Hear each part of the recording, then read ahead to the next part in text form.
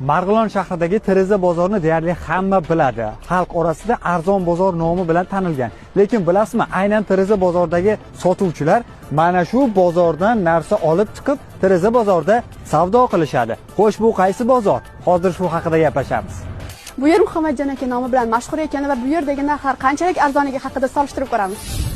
Kelinglar akalar, mana shakarlarimiz arzon bo'lib ketdi. Chiroyli qilib beradi, go'shtlar zo'r aka. Demak, arzon bozor va katta bozorning narxlarini solishtirib ko'ramiz. Bu yerdagi barcha mahsulotlar donaga ham, optimga ham bir xil narxda sotilar ekan. Masalan, yog'lar 18100 so'mda, undan ham arzonroqlari 17800 so'mga ham topsanglar bo'ladi. Bu yerda 1 litr paxta yog'ini narxi 20000 so'm ekan. Shakarni narxi esa 12800 so'm ekan. Bu yerda 1 kilo shakar narxi 13000 so'mdan sotilarkan, ichkarida hatto 15000 so'mgacha ekan.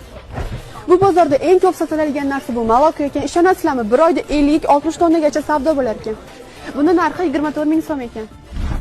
Bu yerda molokoni narxi 25000 so'm ekan. Bu yerda un yo'q ekan, ammo undan boshqa barcha mahsulotlarni topsanglar bo'lar ekan. Narxlari chindan ham arzon ekan. Jamoamiz a'zolari ham narxning arzonligini ko'rib, quruq qo'l bilan ketishmadi. Dilnavozning aytishi bo'yicha, nargi tomonda un yo'q ekan, lekin bu tomonda har qadamda un topishingiz mumkin. Bu yerda unlarning sortiga qarab, 1 kilosi 8000 so'mdan 12000 so'mgacha ekan. Bu yerda tuxumlar bir xil kattalikda ekan va optim narxlarida 1000 so'mdan 1200 so'mgacha savdo bo'lar ekan. Bu yerdagi go'shtlar narxi 120000 so'mdan boshlanar ekan.